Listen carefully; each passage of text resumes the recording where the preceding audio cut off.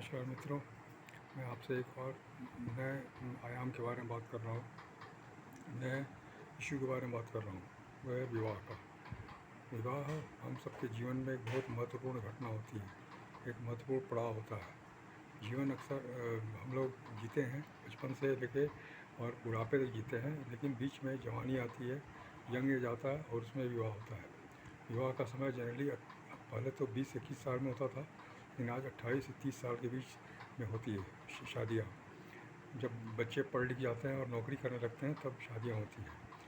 तो आज के ज़माने में आज जो 20वीं सदी का जो हमारा समय रहा है, उसमें हम शादी के लिए दो ही क्राइटेरिया देखते हैं, एक बच्चे और बच्ची की उम्र और दूसरा एक आमदनी का स्रोत, आमदनी का ज़रिया। क्योंकि हम ये मानते हैं कि शादी के बाद पैसे की ज़रूरत पड़ती है, परिवार चलाने के लिए खर्च की ज़रूरत के लिए पैसे की ज़रूरत पड़ती है, इसलिए पैसा की आमदनी हमें अच्छी मिलनी चाहिए ताकि जीवन बेहतर चल सके।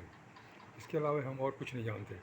गार्जियन के रूप में हम सिर्फ यही दो चीज़ देखते हैं कि उसकी आर्थिक स्थिति कैसी है, लड़के की आर्थिक स्थिति कैसी है, उसके परिवार की आर्थिक स्थिति कैसी है, और लड़का वाला भी लड़की वाले को देखता है कि उसकी आर्थिक स्थिति कैसी है, वो कितना सुशील है, सभ्य है, सामाजिक है और आर्थिक रूप से संपन्न है।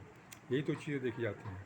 अब इसमें क्या होता है कि हम शादी तो कर देते हैं, शादी बहुत ही रस्मों से होती है और बहुत शालीनता, बहुत ही धूमधाम से होती है। सब लोग उसमें नाचते गाते हैं, मज़े लेते हैं और फिर उसके बाद खाना खाते हैं और उसके बाद उपहार देते हैं, उपहार देकर वो चले जाते हैं, अपने अपने घरों में चले जाते हैं। लेकिन पति और पत्नी जो नवविवाहित हैं वो एक साथ हो जाते हैं, उनका जीवन एक साथ बीतने लगता है। सच्चाई है कि दोनों एक दूसरे को जानते नहीं, कभी देखा नहीं, कभी पहचाना नहीं, कभी बातचीत नहीं की, बिल्कुल अनजान है।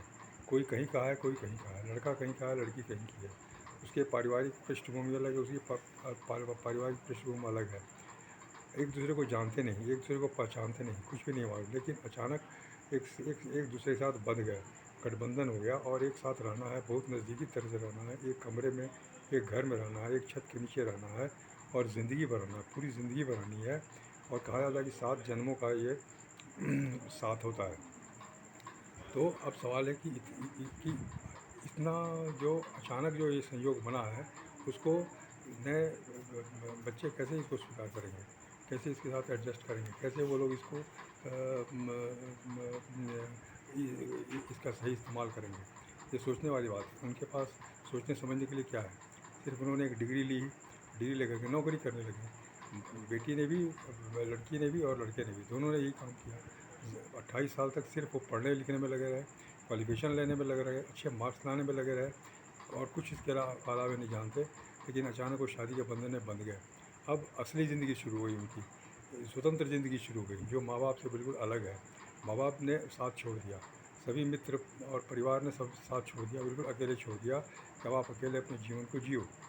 अब जो आदमी बिल्कुल कुछ जानता नहीं जीवन के बारे में, जीवन की गाड़ी चलाने के बारे में नहीं जानता, जीवन के इश्यूज़ के बारे में नहीं जानता, जीवन का आधार क्या है ये नहीं जानता, और जीवन की आवश्यकताएँ क्या हैं और जीवन के लक्ष्य क्या हैं, ये सब कुछ नहीं जानता, वो कैसे जीवन जिएगा, वो कैसे समय बिताएगा, एक दूसरे के साथ कैसे समझेगा एक दूसरे को।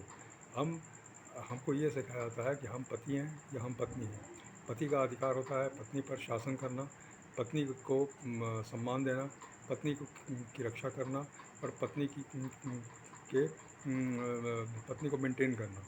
पत्नी को ये सलाह दी जाती है, शिक्षा दी जाती है कि पति का आदर करो, को कहने में रखो, अपने कमांड में रखो और पति की सेवा करो और घर का सब काम करो, बच्चों को भी संभालो। इसके अलावा अगर बाहर नौकरी करने की ज़रूरत है तो नौकरी भी करो, ये चीज़ सिखाई जाती है। लेकिन कैसे ये सब चीज़ें होंगी ये कभी नहीं सिखाया जाता। कैसे एक अनजान आदमी के साथ कोई रहेगा, कैसे उसकी स्वभाव को बिना जाने हुए, बिना पहचाने हुए कैसे उसको स्वीकार करेगा, ये उसको कभी कोई नहीं सिखाता।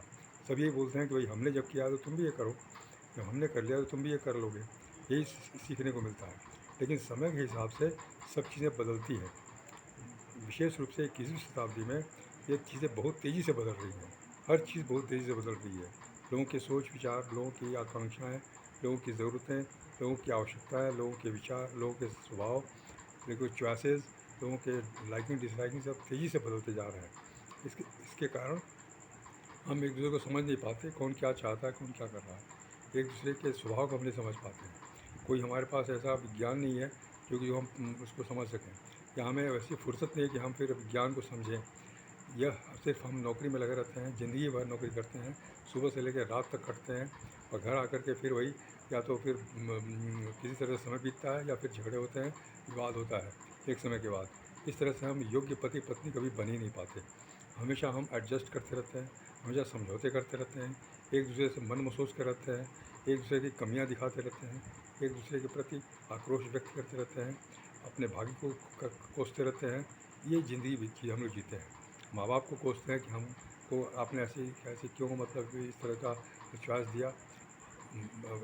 दोनों पक्ष यही होता है। अंत में यही होता है कि जीवन बहुत दुखी होकर के हम लोग विचार करते हैं।